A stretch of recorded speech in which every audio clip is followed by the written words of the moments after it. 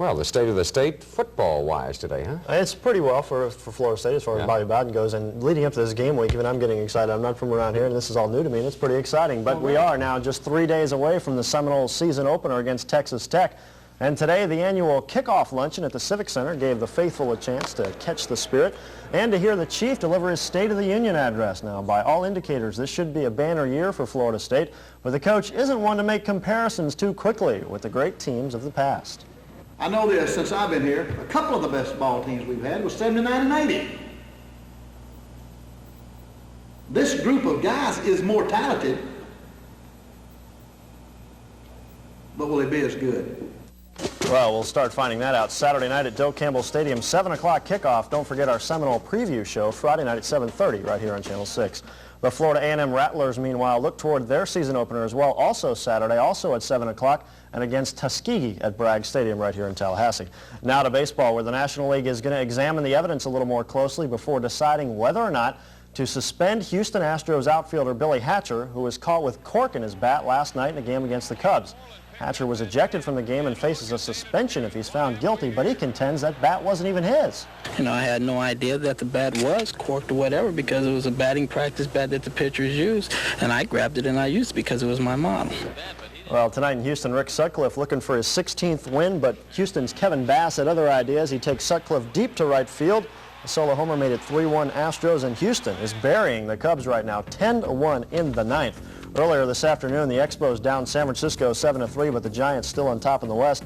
Bob Walk and Jim Gott shut down the Braves 2-0. Cincinnati topped St. Louis 3-1, though the Cardinals still lead the East. Out West, the Mets and Dwight Gooden tied with San Diego 2-2 in the third, and the Phillies have the early lead on the Dodgers out on the coast. Now, the American League is where the real pennant races are. Just a half game separated the first and second place teams in each division coming into tonight's action.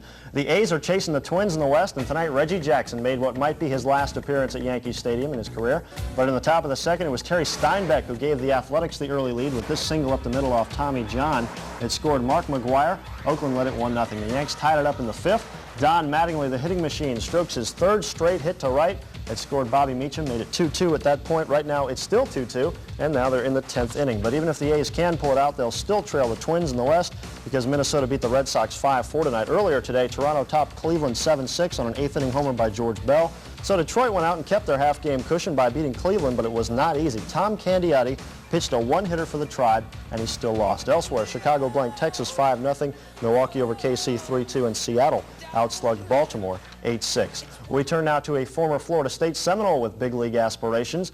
Jody Reed played shortstop for the Seminoles in 1983 and 84 and is rising through the Red Sox chain now at their AAA club in Pawtucket, Rhode Island. Scott Atwell has more. In Pawtucket, they love their Paw Sox, and town folk have fallen in love with Jody Reed the same way Seminole fans romance the shortstop during his years at Florida State. On defense, they say he has the quickest hands of anyone who's ever come through the Red Sox chain. And at the plate, he's beefed up his production to all-time highs. The regular season stats are in the book, and they read like this. An average of .296 for the year, but a hefty .329 since the end of May, plus career highs for home runs and RBIs, 7 and 51 respectively.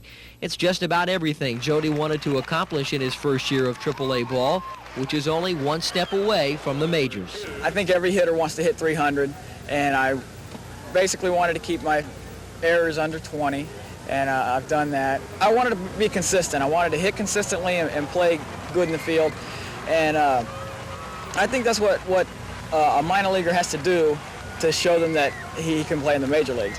The only thing keeping Jody from booking a flight to Beantown is the International League playoffs. Win or lose, whenever they're over, it's almost a sure bet that Jody will get the call from Boston. He spent his first spring with the big club last March, so he won't be a stranger around the clubhouse. You go in there like in spring training and you didn't know anybody. Now I'm going to know just about half the team up there, personally, on a personal basis. So that should help, I think. Make it easier to set right in there and not, get over the nervousness quickly. When the call comes, it could mark the end of Reed's tenure in Pawtucket. Word is he'll be with the big club for good next season, but that's okay. Boston's just 35 miles away, and the only thing they love here more than the Paw Sox are the Red Sox. Scott Atwell, Channel 6 Eyewitness Sports. And day 2 at the U.S. Open Tennis Championship in New York saw Jimmy Connors turn 35 and take the first step toward a possible 6th men's singles title at Flushing Meadow. Connors taking on former Florida State player Joey Rive. Rive serving in the far court.